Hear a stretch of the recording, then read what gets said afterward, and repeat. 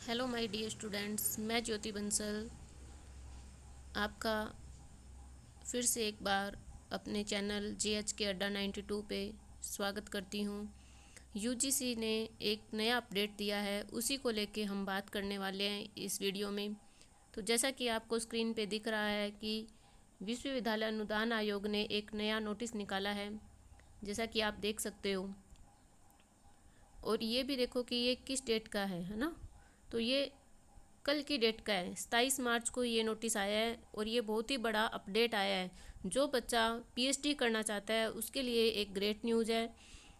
इस नोटिस को हम थोड़ा डिटेल से देखते हैं और इसमें कुछ भी नहीं है, बहुत ही सिंपल तरीके से मैं आपको ये चीज़ बताने वाली हूँ कि इस नोटिस के अंदर है क्या।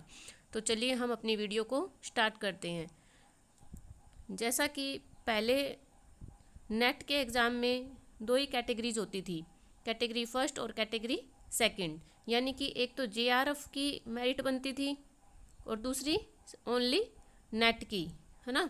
और अब एक थर्ड मेरिट और बनेगी, किसकी? वो है पीएचडी की, यानी कि हमें पीएचडी के लिए अलग से एंट्रेंस एग्ज़ाम जो है वो नहीं देना पड़ेगा।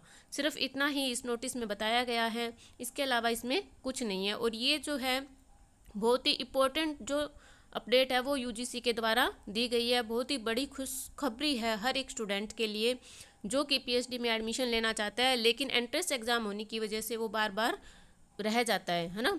तो उसके लिए, और ये कब से स्टार्ट हो रही है आप ये भी देखो, ये देखिए यहाँ पे दिया हुआ फ्रॉम जून 2024 से, है ना। यानी कि अभी आने वाला जो एग्ज़ाम है हमारा नेट का, उस यूजीसी जो नेट का एग्ज़ाम करवाएगी उसी से ये तीनों कैटेगरी जो है वो अपने को उसमें मिलेगी, यानी कि जेआरएफ,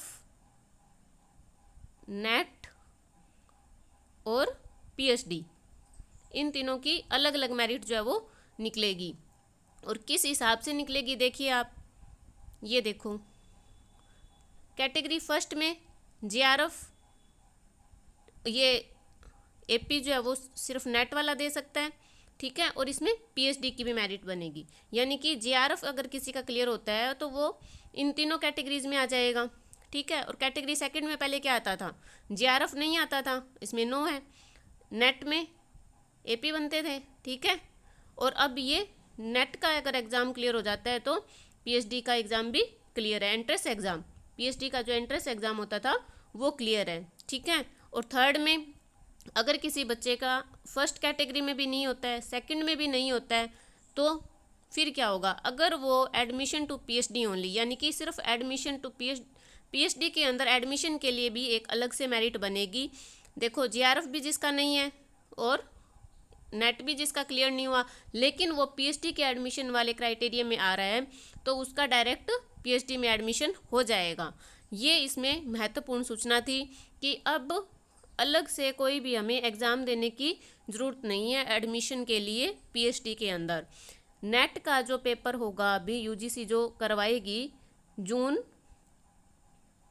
2024 के अंदर, तो ये एंट्रेंस एग्ज़ाम पीएचडी का भी इसके साथ ही हो जाएगा। तो ये बहुत ही बड़ी न्यूज़ थी हर एक स्टूडेंट के लिए जो मैं आपके सामने लेके आई हूँ। और ये यूजीसी ने बहुत ही अच्छी चीज़ की है, मेरे अनुसार ये बहुत अच्छी चीज़ है। मुझे लगता है हर एक कैंडिडेट के लिए ये अच्छी साबित होगी। तो ऑल द बेस्ट गाइस, आप आशा करती हूँ कि आप सबका पीएचडी में एडमिशन के लिए आप सब क्वालिफाई हो जाएं विद जेआरएफ। तो बने रहिए मेरे साथ और देखते रहिए ऐसी ही अपडेट के लिए जेएच के अड्डा 92। Thank you.